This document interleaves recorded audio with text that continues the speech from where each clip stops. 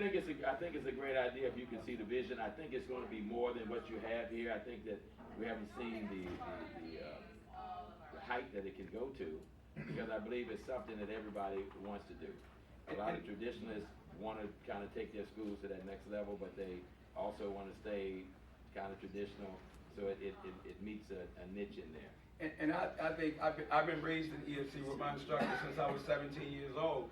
So one day I remember we used to say you would never see a picture of somebody throwing a sidekick to a throat.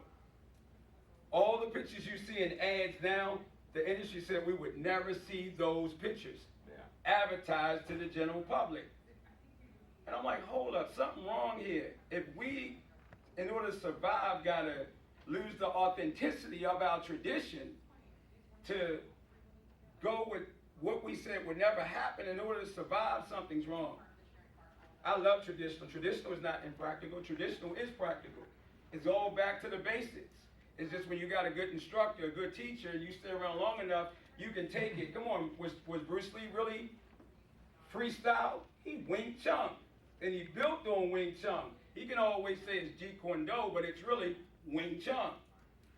So all the things that we say now, look, even when we look at Anthony Pettis once again, you look at all the UFC, when you see a person throw a spinning wheel kick, and he said, whoa, we've never seen such a kick, a spinning wheel kick. Where did that come from? And you as a martial artist say, hold up, man. Or then you say Superman punch, and then you got Billy Blank saying, boom, boom. That come from point fight. That don't come from no UFC. So now you can be an imitator, or you can go back to the original core of what's happening, and we can give our students the core element of what black belt is. We can no longer, you can hate me all you want, we can no longer be giving people black belts without them knowing how to spar. It is a disgrace to the martial arts, because a good fighter is a good forms person. A good forms person, a good weapons person. And you should be able to trick. You should be a complete martial artist. You have to be a master at all of them, but you should be good at every last one of them. Where a mommy can sit in that audience, let's think about it. How many mommies saying, for some reason we didn't like, kind of like what the psychiatrists do, they swing that little pendulum, and after a while you start believing that what that guy telling you is true. Let's be for real. You can look at a school and you're like, that student's not really good. If I took a kid that got a little heart and went up to him and bullied him, what's going to really happen to that kid? I got a little 7-year-old baby. I'm so proud that he in tournament trying to do a Superman punch. He ain't got to win. But when he went over and said, Daddy, that was awesome. I don't care about winning. I know that when he goes out, he goes to school, and I'm seeing it now as a parent. I'm seeing him being able to stand up. A bully said this to me, Daddy, but I said this back. And I know he ain't really hard. He might act like, yeah, I'm cool, Dad. He's suburban. He ain't no cool. I don't want to go close to where I'm at. But the ability to be able to roll around on the floor, I don't think kids should be doing submission techniques. It's like giving them a gun and say, spin the wheel. I don't care what nobody say. Kids, my instructor, we never taught little kids chinas and deadly martial art techniques that we teach them now. What are we doing? We trying to make up for curriculum that we don't have, so we put something there. Let's be real.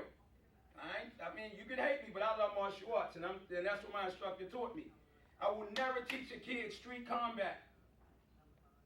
I will never teach a kid an arm bar. We can play around with it, but that kid he doesn't have that sort of control. His emotions are not right. Let him be a kid and enjoy the process of being a good martial artist, and one day he can become like all of us, because we had a chance to enjoy it. So then we can make spawn a good round kick, boom. They should be able to do it like a kid playing football. Baseball, he really want to swing the bat. They should really want to know how to do a good side kick. Come on, you see people doing side kicks, their foot's not even turned. Point MMA is our curriculum.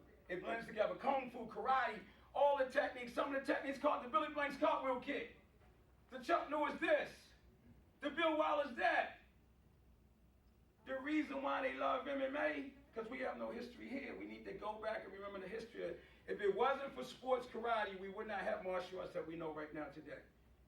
Anybody agree with me? Are we correct? You're right, sir. So now that's what we want to bring back to our schools. We have a curriculum that takes you from intro to black belt. In our school, none of this stuff comes from me. My instructor said I created it. This comes from my teacher. He taught it to me, and when you got a good teacher, he frees you to evolve beyond him.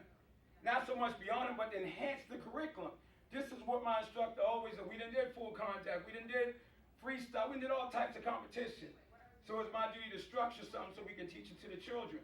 So in our school, how many people do 2 classes at the same time? We know in order to grow, you got to really keep up. I hate it. Because you got one, especially if you're traditional, it's like, hold up, man.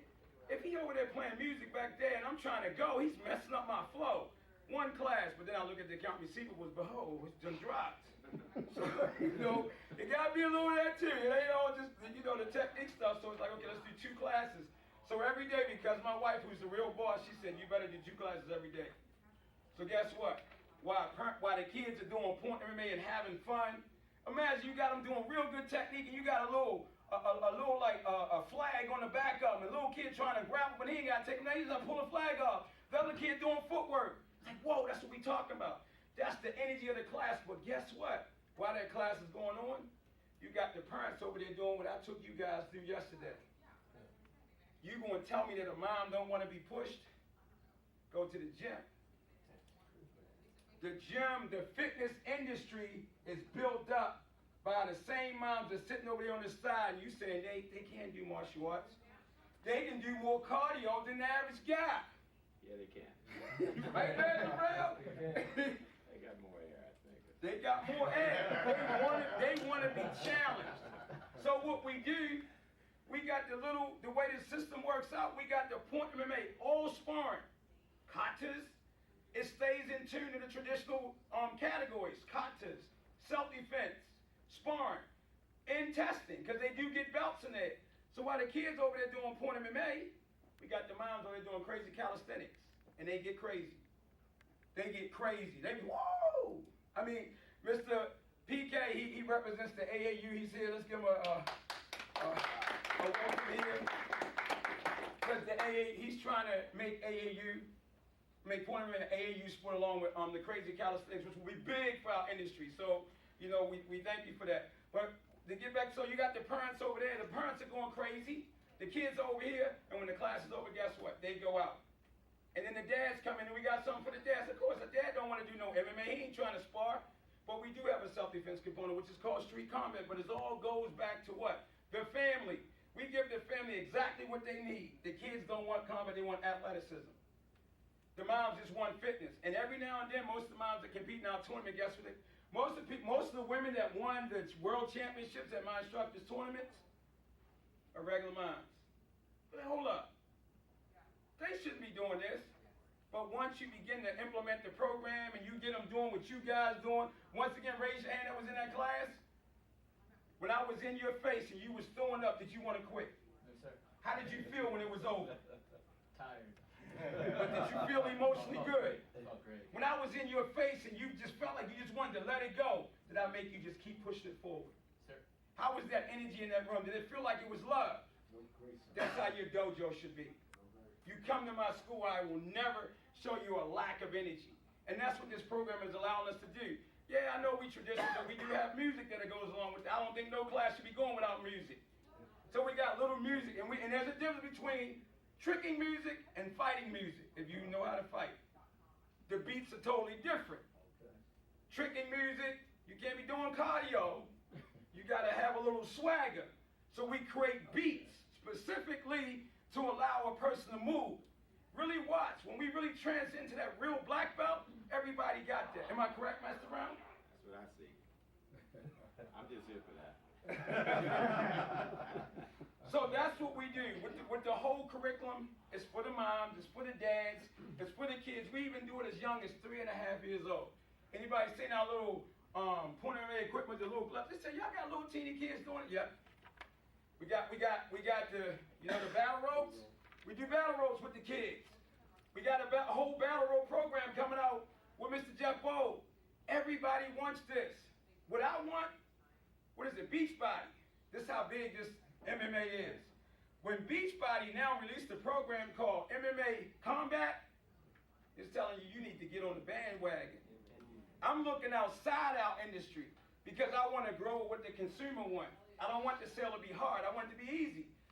When the mom's talking, I want to relate to her. So what you did with us yesterday, when your student goes and turn on insanity, whoa, we do that.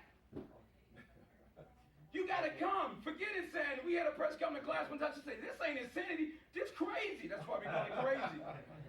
That's what it was yesterday. It's crazy. But it's fun, it's exciting. And then when we do our Kung Fu, guess what? It's traditional and it's slowed down and it's cool. But it makes us have a complete system in our school, a complete martial arts program. That's what this thing allows us to do. And once again, it's fighting only, sparring only. You get, like Anthony Pettis said, with the good technique, you can go into the ring. You can go and do whatever you want to do. But right now, we got to get back to cleaning up the classical mess, and this curriculum allows us to be able to do it. That's why you have something you want to add there? You're doing great. You mentioned the music. Do you provide music? Oh, yeah, I love music. Anybody know I used to compete? If you can Oh, no, you ain't got to worry about music. I can go get a CD for you now. Y'all like my music yesterday? Who liked the music yesterday? Raise your hand. Woo, woo, woo. There you go, yeah. The beat master. And what I find out too, when you teaching a class, you coming out of school, person came in having a hard day, and you put on the Temptations, they like, woo, that's my song. And the person start, it's the music. I love working out. I'm in the gym every day, 3 o'clock in the morning. That's my life. I love working out. I eat it, I breathe it, because I love martial arts so much. But sometimes it's my opponent may wear that's going to make me give a little extra thing. Someday it's going to be my new ring stars. It's going to make me give it an extra thing. Someday it's going to be the new mix that's in my earphones. It's going to give me a little extra thing. Someday it's going to be because I want to get it in. But how many times do I really want to get it in? Not many. So these all are motivational factors that the consumer is looking at. That's why in the fitness industry, you see a woman coming in, gyms are open 24 hours a day. Now, you can go to the gym any time of the day. And people think I'm crazy, 3 o'clock in the morning. Man, my gym is one of the biggest gyms in the country. You go there, it's like it got to be like 100 cars, 2 o'clock in the morning. There is no excuse to work out now.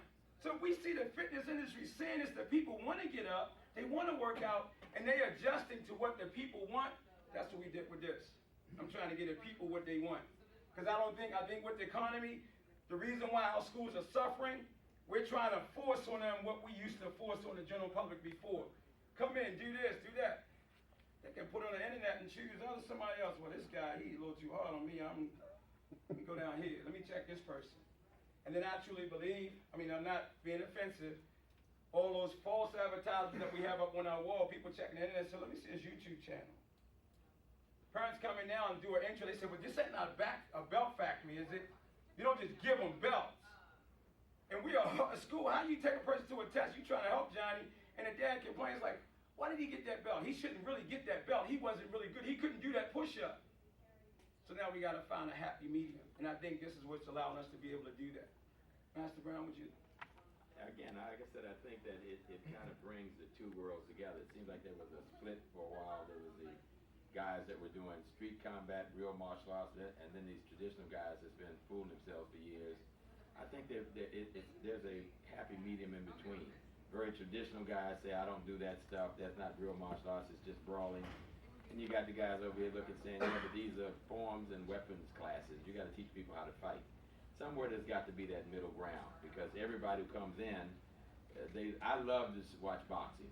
I love to see, I used to watch Tyson just beat people bloody. But I very seldom ever watched it and said, man, I got to get home and get my kid into that. I can tell him right to get in the ring. But I understood that it was the real deal. But is there a happy medium where folks can work? Everybody that wants to get in the gym and actually box, we realized didn't want to get in the ring and actually get knocked out.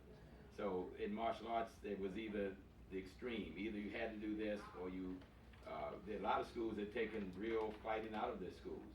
We don't fight until they're blue belts. We don't fight until they're orange belts. We don't fight until, we don't really allow any hitting at all. I think at a certain point you've got to find that medium where you bring it back. And I think this is when I heard him talking about it, I said, this might be it. I mean, we can't go from just children's factories giving away belts. And it is good for the discipline, the concentration, the focus. But then we started losing the market to folks that are saying,